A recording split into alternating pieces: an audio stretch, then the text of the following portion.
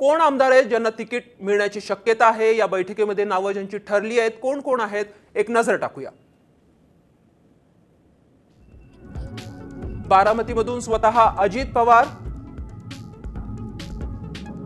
उदगीर मतदारसंघातून संजय बनसोडे यांना उमेदवारी मिळण्याची शक्यता आहे.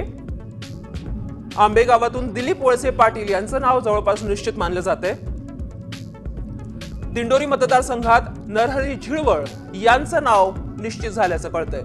येवल्यामधून छगन भुजबळ यांना पुन्हा उमेदवारी मिळण्याची शक्यता आहे. तर परळीमधून धनंजय मुंडे यांचं नाव निश्चित झाल्याचं कळतंय.